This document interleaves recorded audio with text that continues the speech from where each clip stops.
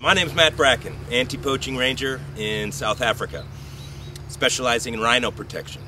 I spent the last 10 years working in safari camps, taking groups on safaris and planning trips for people all around Africa, in Rwanda, Uganda, Kenya, Tanzania, Botswana, Zimbabwe, southern East Africa, anywhere where the animals are. After really noticing a change in the African wildlife, you see the rhino numbers going down, the elephant numbers going down, lions, leopards, everything is going down, and it's all because of humans. We found the oldest privately owned anti-poaching firm in Africa called Protrack Anti-Poaching, started by a gentleman by the name of Vincent Barkis, who was in the South African military. We'll use our military skills and we'll fight the poachers.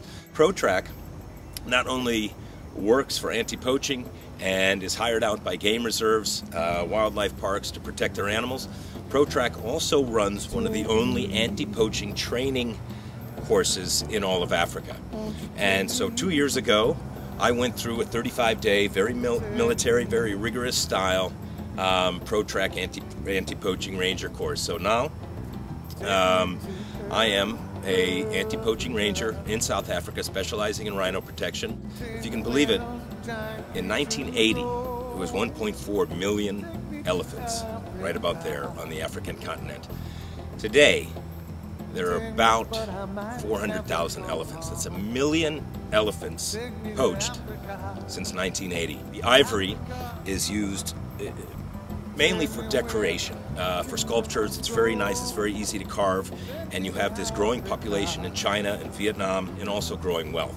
The tusk of the elephant is of great value, especially now, very disturbingly, in religious icons. So unfortunately, Buddhists and Christians are the biggest buyers of illegal ivory out there right now. Second, you have the rhino, expected to go totally extinct in the year 2025.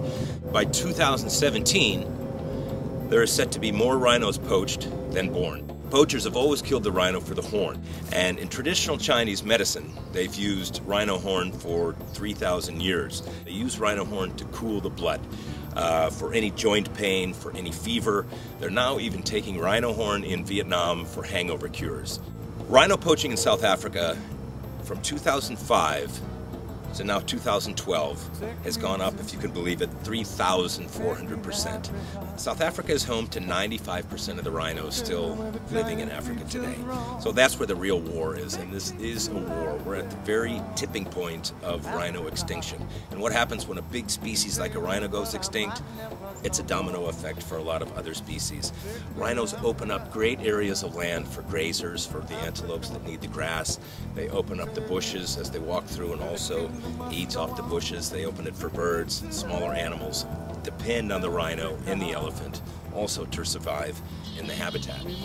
$2,500 is the amount of money necessary to put one young man through a 35-day anti-poaching ranger school and give him a 1-year job in the bush. Think of the rhinos and the elephants that young man will save. The key to saving Africa's wildlife is having guys on the ground in between the poachers and the animals. That's the army for the animals. That's us. This is joining the tribe. Help save Africa's wildlife, people, animals living wild and free. Join the tribe.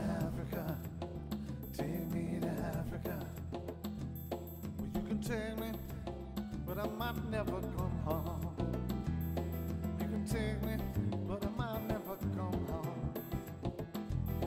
You can take me, yes, take me to Africa. Africa. Take me, but I might never come home. Take me, but I might never come home. Take me, but I might never come home. Take me, but I might never come home. Take me, but I might never come home.